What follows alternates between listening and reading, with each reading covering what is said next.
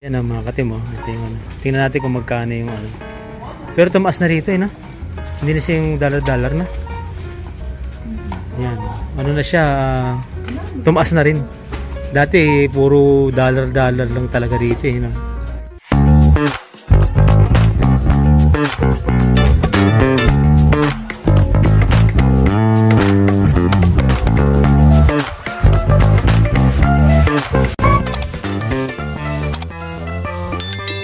Oy, yung mga katim, oh. Magkakaroon ng Mare Browns. Yeah. Ano kasi, unang-unang naming natikman yan. Dito sa Canada. Oo. You know? Yes. Kasi yan palang Mare Browns na yan, sa Newfoundland nag-originate. So kaya, ang layo niyan dito, no? Doon sa school ni Martin wala kasi mga kahit ano doon na Filipino food, ito yung masarap. Masarap. Talagang ano siya, panlab. Kaya tuwan-tuwa si Kyra. Nagulat din ako, kala ko Edo. Yay! Meron na tayong options. Oo. Hindi natin alam kung saan Edo yun. Kaya nga, apply tayo. Hiring din sila eh. Hindi ano nyo. Hindi naman nasusum yung cellphone mo eh. Hindi, isa. Email Kyra, address. nakuha mo na yung email address? Kasi nung araw wala pa yan. Kaya nga. Board up na sila. Doon na kami, ano lang ito eh, dyan lang oh. Kahit walking distance. Oo nga. Tatawid ka lang doon sa ano. May tawiran doon eh. Ayun, sabayan mo. Next na ito, McDonald's na yun sila. Kaya nga. Tara, doon naman tayo sa Dollarama. Okay. Napadaan lang tayo. Dating ano yan eh. Tawag dyan? Yung restaurant, ay coffee shop ng coffee matatanda. Coffee shop ng ano, oo. Earth ba yan? Good Earth? Oo, Good Earth. Kaso nag-retire na yung may-ari. Kaya, binend, ay, hindi, ganda ng view dyan pag ano. Kasi, oh, yung taray, Mare Browns. Oh my saan God. yung Edo? Naalala ko yung dito rin eh. Edo. Edo. Dito rin yun. Edo Manzano? Okay, dito ka na wag na highway. Ibang klase ah. Dito tayo sana sa Dollarama. Eh, binili yung dalawa eh. Kasi pag nagkaano, pag dito kami sa ano, pag sa Dollarama, yung mga ano lang, yung mga buting-buting, simpleng mga buting-ting lang sa bahay na bibili mong gamit kasi dyan mura naman dyan eh. Gaya ng mga plastic, dyan bibili mga plastic bag, yan, mga hanger. Yan, dito kami bumibili. Eh, naubusan yata kami ng stock ngayon eh. Kaya, dito tayo sa Dollarama. Ganda ng kotse na yun ah. Ang baba. Nakikita kaya sa gabi yun? Yan, takya sa loob. Nasaan na kaya yung dalawa? Yan. Yan ito, yung mga binibili namin dito. Pag mga ganyan-ganyan lang, okay lang yan. Mga mura-mura lang. Yun o, bumili lang ng ano. Ano ba yung pang Halloween? Bumili sila. Mga pang costume. Dito kasi sa Dollarama mura eh, no? Saka ang dami, no? Pati yung mga pang-aso, pwede. Yan, usong-uso na naman yan. Yan yung sila-celebrate dito sa Canada eh. Kesa doon sa Pasko eh. Mas masaya sa nila sa ano eh. Ang tawag dyan? Halloween ano? Mga party. No? Mga ganun. Trick or treat. Yan ang ano ngayon. Dito namimili. Marami. Ganda ng mga design dito. Yan ang mga katim oh. Tingnan natin kung magkano yung ano. Pero tumaas na rito eh, no? Hindi na siya yung dollar-dollar na. Yan. Ano na siya, tumaas na rin. Dati, puro dollar-dollar lang talaga rito eh, no? Nakalagay, dollar plus. Hindi nagaano, ano. Yan, ito yung ano, nabili oh. Pero parang may kasama pa rin. Hindi pa siya. Yan si Ate Kaya. Okay, not transaction kind of thing? Ah? No, I have like... Tayo magano. Paano, mahal na rin talaga. Umabot din ng ano. Hindi na pala siya mura. Sabi ko kanina mura eh. $5 na doon. Oo, tumataas na rin. Dati pag ano, dollar lang talaga. Yan. Ay, isa pala yun, yung $3 okay pa rin. Pero itong Dollarama, hindi na siya ganyan. Mahal na rin talaga. Yan. Ito? Hindi, saan ba yun? Wala. Ito? Ayan. Ang laki ng puno. Hinahanap pa si Kaya. Sa puno ko nilagay. Okay. Oh, bumili muna tayo ng ano mga katim. Starbucks. Kasi may mga promo to eh. Tapos meron silang ano, mga, yung sa app nila, minsan may mga free Tapos minsan pagka birthday mo, bibigyan ka. Lagi ng mga hiring to eh. Pero mahirap naman mag-apply. Wala ba? Lakan. Sarap din to mga tinapay nila. Ito parang masarap tong iced lemon leaf. Okay yun ha. Sarap din ang tinapay nila rito ah. Wala pa yan eh. Hintay pa yung order. 4. Dito pa isa Starbucks sa Pilipinas. Mahal nito. Siguro pakada sahod mo na makakabili ka nito, no? Ayun o. Yung mga nasa Pilipinas, magkano na pa ang Starbucks ngayon dyan? Alam ko mahal dito. Pumunta bago dumating ang bisita. Pupunta kami doon sa mga katin kasi ano yung bagsak presyo. Kailangan na natin ng winter tire, no? Tingnan natin kung kasya. Sana kasya siya. Kasi ni-rim na eh. Saka galing yun sa jeep din kasi. Jeep din yun, pareho lang. Magamitin dun sa akin. Ay sayang naman. Ito kailangan din natin yan. At ano ngayon? Winter na naman. Dumaan lang kami sa Starbucks. Malapit dito. Pwede ka na lumiko agad. Pinakwento ni Bin kasi sa Pilipinas, nakakabili lang ako ng Starbucks. May bonus. Pagsahod. Kasi nga mahal, namamahalan ako. Baka mas mahal na ngayon. Yung mga taga-Pilipinas, magkano? Oo, naalala mo nung umuwi ako. Magkano na ba ngayon yung ganyan? Maliit lang to. Nung umuwi ako ng Pilipinas, nagkita-kita kami ng mga kaibigan namin. Napakamahal. Sabi ko, mahal pala ako ng Starbucks. Parang ganyan, lumiko eh.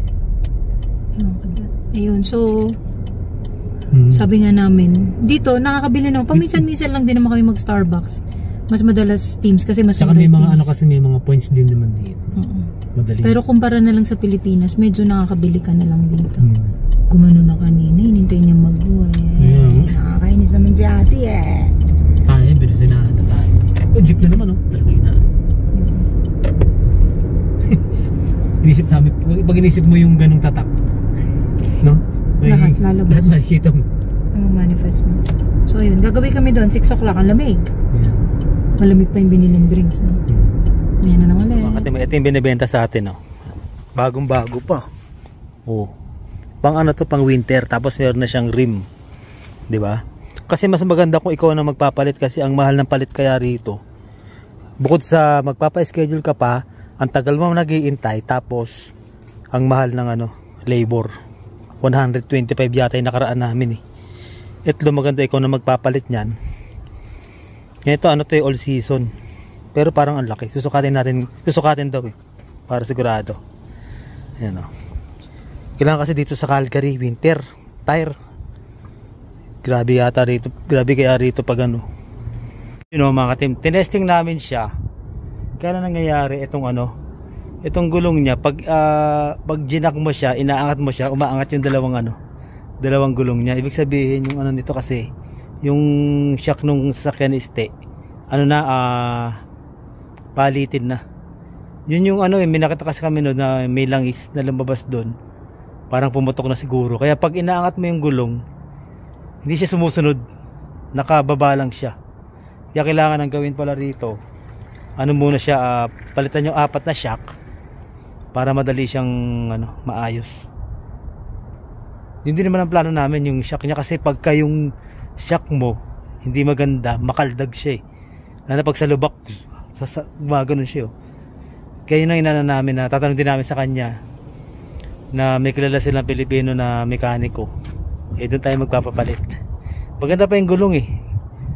Sa likod okay, kasi okay pa yata yung shock niya. Pero pagka nagpalit ka nun, kailangan 4 na, di ba? Para kasi mamaya bago yung shock ng harap nakaangat yan, sa likod hindi pantay. Kaya kailangan pag nagpalit ka niyan, 4 na siya. Para sabay-sabay siya na masisira, sabay-sabay siyang papalitan. Ganun. Sayang, bagong-bago pa naman yun. Halos hindi pa nagamit eh. Kasi nga sinwap na nila yung sasakyan nila. Ito na yung bago nilang sasakyan. Yan. Yun nga naiwan yung gulong. Pareho naman siyang pareho siya parang pareho yung gulong lang, tsaka yung lapad ang pagkakaiba yung goma. Kaya yun, next time na lang at hanap tayo ng mekaniko. May kilala sila Pilipino, iba pa rin yung Pilipino para nakikita mo yung, kasi pag Pinoy, ikaw yung bibili ng pyesa eh, labor lang sila eh. Hindi gaya ng sa mga shop, papasok mo siya doon, labas-pasok mo siya doon, di ba na kung naayos ba siya o hindi. May iba pa rin yung kilala natin, kalahi natin, di ba? Yan, ganoon na lang. At si Sten, kliyente niya to si yung pamilya, kliyente niya rin yan. Kaya siguro nag-uusap din siya sa loob. Okay, let's go. Dumilim na. Ang bilis nga eh. Bakit ba hindi tayo nagka-ayos dun sa gulong. Kasi nga, hindi mabaklas yun. Hindi masukat eh. Yan. Check na lang natin next time yung Yung likod doon na tumaas. Oo, Ganda sana. Oo, malaking gulong nga eh. Pareho ng rim. Yung gulong lang nagkatalo. Eh, siyempre kailangan matesting sa harap. Iba yung harap tsaka likod eh. Nakalimutan namin na walang pagkain si Winnie. Nakakaya naman, nagalit eh. Kaya takbo muna tayo dito sa sa Walmart. Bili tayo ng kanyang dog food. Yan. Okay, pasok sa Walmart. Ito na yung mga design niya, trick or treat na. Ang bilis ang bilis na. Oo nga. Ayun iba yung siya, makulay ayun may design na. Yan kasi pinaghahandaan talaga rito. Yung November na yan. Halloween. Ang ganda ng kulay eh, no? Hindi ako niyang pag-sale. Tapos pagkain ng aso, tignan natin kung may mura. Yung rice, ang dami po. Dahil na-extend siya, bumili tayo ng 6 ulit. Yan. 6 na pakete uli kasi sayang yan eh. Minsan lang yan yung ganyan mag-sale eh. Buy 3 get 3. Parang ganun ang labas eh. Eh syempre mas makakatipid tayo, di ba? At least hindi tayo, ang importante kasi sa atin yung may rice tayo. Yung ulam madali lang yan eh. Kahit toyo lang pwede nang ulamin. Importante talaga ang rice sa atin. Kaya ito, pipila tayo dito sa yan. Ha? Ay nga pala, makakalimutan pa yung yung pagkain ni Winnie. Baka magalit sa atin. Sabihin puro bigas na binili natin. Yan, mura lang din yung kay Winnie na yan. Pero masustansya siya. Puri na rin naman ang gumawa, Alpo. Yan. Ayan, baka nakasave din tayo dyan. Okay. Here. Ayun ito yung binili natin. Discounted na siya.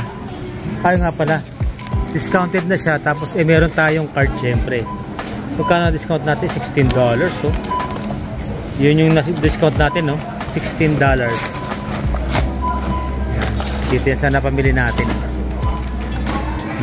Okay rin pag may card ka talaga ng Walmart, iba pa yung monthly niya na 20%, hintay pa natin yung monthly niya. Kaya maganda rin.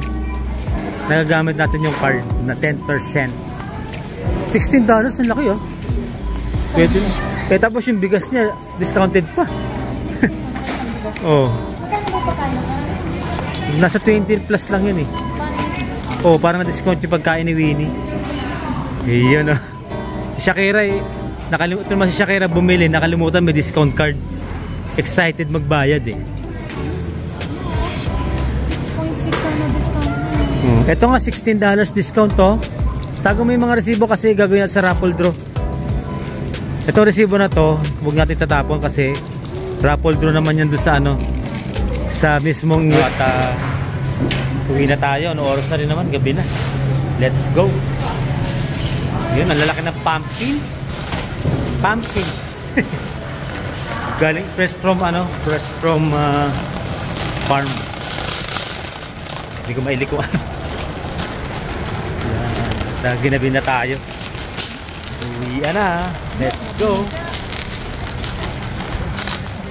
Sarap pagka may mga discount na ganyan. Snow na daw sa October 5. Saan yun? Meron ka na? No, ano siya? Ha? Mag-i-snow na raw sa October 5. Wow. Akala ko sauna. Snow pala. Akala ko may sauna rito. Okay. Let's go. Akala ko magkasalita yung presidente rito eh. Ano oras pa lang yan eh, no? Ang ganda ng buwan, no? Aray. Ang bigat, ah. Yung bigas kasi. Shakira sama. Summer yan. Summer, oh. Naka-short. Yun o mga katim, at maraming salamat at tinapos niyo po yung vlog na ito. At maraming po salamat sa walang sawang pagsubaybay sa araw-araw ng mga vlogs po namin. Maraming po salamat. Ayan, at nakakatawa naman po at maganda naman po yung views natin. Ayan, sa tulong po ninyo na nanonood, maraming salamat. Na yung YouTube channel natin nabubuhay naman uli. sa pagmagitan niyo po. At saka sa mga nagko-comment, maraming salamat. Sa araw-araw na nandyan nagko-comment, sa mga silent viewers, sa mga dati ng subscriber, sa mga bagong subscriber. Kung bago lang po kayo sa video na to, maraming salamat din po at pa-subscribe na lang. Kung gusto magpa-shoutout, pa-shoutout na lang po. Shoutout ko lang po si yung Marisa, si Tita Marisa Santos and family. Yan, lagi niya sinishare yung mga video natin. Maraming salamat sa family niyo po, maraming salamat. Buong pamilya po nila nanonood po sa atin yan. Yan yung mga subscriber natin na kapitbahay po natin sa Pilipinas. Ilalalisan ng Constellation. Pag dito lalalisan ng Calgary yan eh. Yan, shoutout din dyan. Ingat-ingat dyan ha. Huwag masyadong panay ang gala eh. Ingat-ingat naman dyan. Yan, at may shoutout po tayo dito si Gerald the Pure Use. Yan. Shoutout po natin si Jimenez family ng Sharha at Malate, Manila. Yan, shoutout sa inyo lahat dyan. Sa Jimenez family ng Sharha, Malate, Manila. At saka si Gerald the Furious. Siya yung nag-comment. Shoutout, maraming salamat. At dun sa mga laging nagko-comment, yan, maraming salamat po sa inyo. Kay Mamalin din pala yung nagpa-shoutout. Mamalin, shoutout po sa inyo dyan. Tsaka more power sa family. God and good. Yan, maraming salamat kay Tita Ani and Tito Celso of Baguio. Yan, taga Baguio po yung mga yan. Maraming salamat. Yan, maraming salamat po sa inyo. Sa araw-araw na pagsubaybay yan, matagal na natin mga subscriber yan. Sa taga Baguio po sila, si Tita Ani at Tito Celso. Yan, shoutout sa inyo dyan. Ingat-ingat po. Yan, at yung mga pa natin yun. Yung mga gusto magpa-shoutout, sabihin nyo lang po. Antok na ako, alas nakapikit na. Gabi na rin kasi, yan, gusto ko na magpaalam para magpasalamat sa inyo. Yan, bukas naman ulit. Bahala na kung anong mangyayari sa buhay natin araw-araw. Thank you. Bye-bye.